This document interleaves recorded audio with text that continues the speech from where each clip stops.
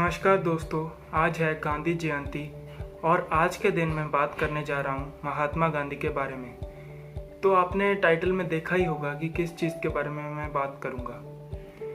तो वीडियो को आगे बढ़ाने से पहले एक बात क्लियर कर देना चाहता हूँ, मैं किसी भी ऑर्गेनाइजेशन, किसी भी पर्सन और किसी की भी फीलिंग्स को हर्ट नहीं करना चाहता।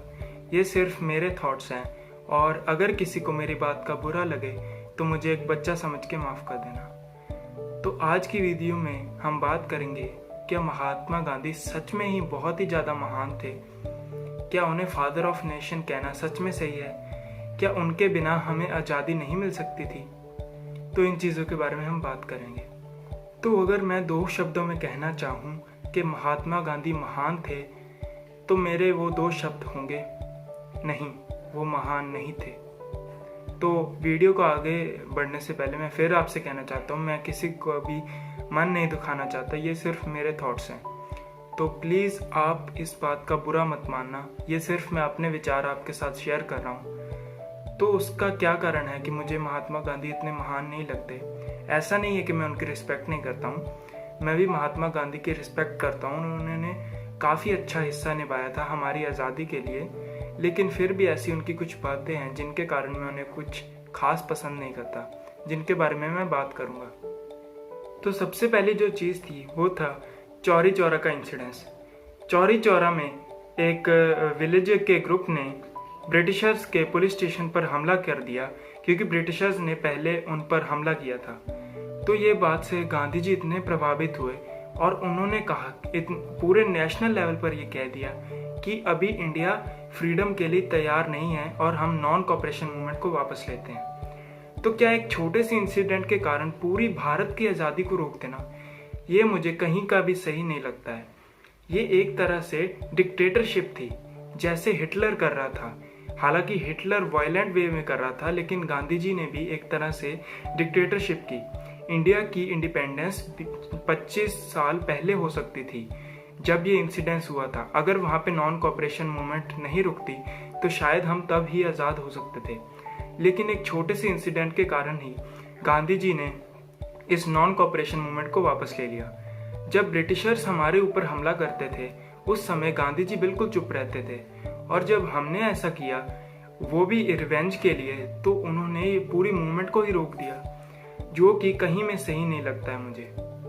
दूसरी जो सबसे बुरी चीज़ मुझे लगती है वो थी कांग्रेस को दो हिस्सों में डिवाइड कर देना अपनी स्पिरिचुअल आइडियोलॉजी के लिए। उनका मानना था कि पॉलिटिक्स भी स्पिरिचुअली वे में कंडक्ट होने चाहिए और इसमें नॉन वायलेंस होनी चाहिए, पर पॉलिटिक्स और स्पिरिचुअलिटी को मिक्स करना बिल्कुल सही नहीं था। इस कारण कांग्रेस के दो गुट बन गए, एक जो चाहते थे कि हम अग्रेसिव होकर ब्रिटिशर से अपनी डिमांड्स मांगे और अपने हक के लिए लड़ें, और दूसरी तरफ पुरानी आइडियोलॉजी गांधी वाले जो मानते थे कि ब्रिटिशर्स हमें अपना हक देंगे, हमें मांगना नहीं है, हम अपने हक के लिए उनसे रिक्वेस्ट करेंगे, अगर वो देंगे तो ठीक है, वरना हम और रिक्वेस्ट करेंगे।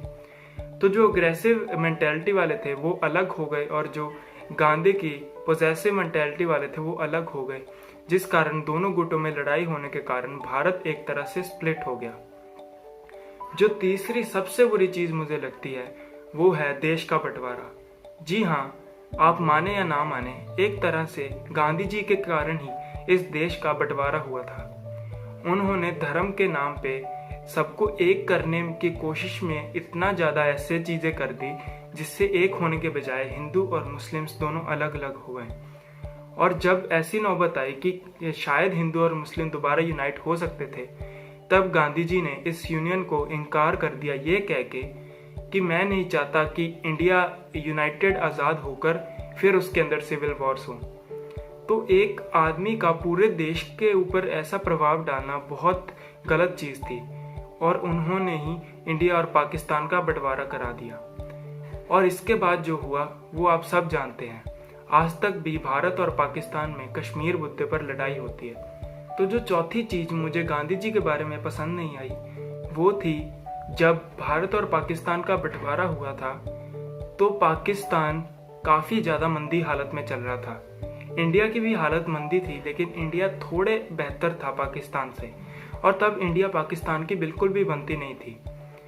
तो इंडिया ने पाकिस्तान ने इंडिया से पैसे मांगे थे, तो इंडिया ने पाकिस्तान को पैसे देने से मना कर दिया था क्योंकि उनकी खुद की हालत भी अच्छी नहीं थी।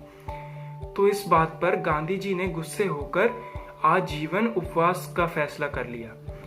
तो उनके गांधी जी के इस फैसले के कारण लोगों ने भी उन्हें ब्लाइंडली फॉलो किया और फाइनली इंडिया को पाकिस्तान को 55 करोड़ रुपए देने पड़े। उस समय ये इंडिया को काफ़ी बड़ी रकम थी जो उन्हें पाकिस्तान को चुकानी पड़ी सिर्फ एक आदमी के हट के कारण। और आप जानते हैं उन्होंने पाकिस्तान ने ये पैसे किसके लिए यूज़ करे।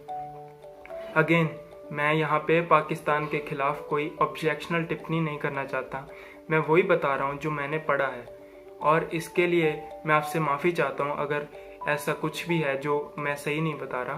तो दरअसल पाकिस्तान ने ये पैसे यूज़ किए फौजियों को ट्रेन करने के लिए, अपने टेररिस्ट को ट्रेन करने के लिए, ताकि वो इंडिया पर हमला कर सकें कश्मीर को वापस पाने के लिए। तो इंडिया पर उन्होंने इस पैसे का यूज़ कर इंडिया पर ही हमला किया और इंडिया की इकोनॉमी और ठप हो गई। तो इस वजह से भारत में और ज़्यादा मंदी के हालात बन गए और गरीबी काफ़ी ज़्यादा फैल गई। तो ये था गांधी जी का एक ऐसा फैसला जिसने इंडिया की इकोनॉमी पर काफ़ी ज़्यादा इफेक्ट किया। पांचवा और आखिरी चीज़ थी वो थी जवाहरलाल नेहरू को प्राइम मिनिस्टर के लिए पुश करना। तो जवाहरलाल नेहरू, मैं ये नहीं कहता कि अच्छे प्राइम मिनिस्टर नहीं थे, उन्होंने काफ़ी अच्छा काम किया हमारे देश के लिए, लेकिन उस समय पे मैं आपको एक स्टोरी बताता हूँ। जो सबसे पहले नाम इंडिया के प्राइम मिनिस्टर का था वो रखा जा रहा था वल्लभ भाई पटेल जी को। तो उनको इंडिया का पहला प्राइम मिनिस्टर बनाया जा रहा था, लेकिन गांधी जी को नेहरू पर्सनली काफ़ी पसंद थे और नेहरू को उन्होंने पुश किया ताकि वो प्राइम मिनिस्टर बन सके, और अपनी इस डिक्टेटरशिप के जरिए उन्होंने जवाहरलाल नेहरू को एक तरह से प्राइम मिनिस्टर बनाने में काफ़ी हेल्प की। और जवाहरलाल नेहरू ने फिर गांधी जी के अंडर में आके ऐसे फैसले किए जो कि देश के लिए सही नहीं थे। जैसे जब उन्होंने चाइना के साथ लड़ाई हुई तो उन्होंने कोई फोर्स है जिसका मुझे नाम याद नहीं है, तो उस फोर्स को लड़ने से मना कर दिया।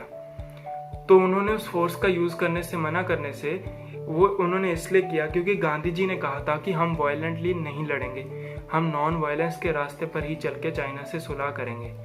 पर हुआ उल्टा, चाइना ने इस चीज़ को नहीं माना और उन्होंने हमला किया और इंडिया आखिरकार लेट सोल्जर्स पहुंचने के कारण वो जंग हार गई।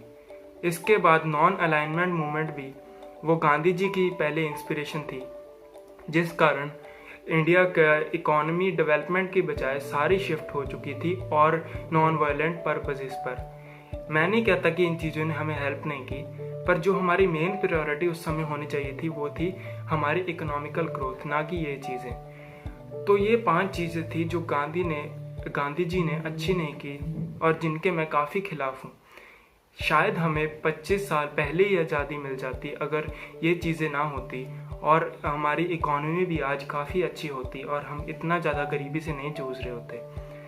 तो बाकी चीज़ें गांधी जी ने काफ़ी अच्छी की हैं और मैं उनका उतना ही आदर सम्मान करता हूँ जितना आप सब करते हैं। तो इस गांधी जी जयंती के दिन मैंने आपसे ये वीडियो शेयर की इस चीज़ के बारे में कि जो गलतियाँ अगर ये गांधी जी नहीं करते तो शायद उनकी मेरे मन में और इज्जत होती।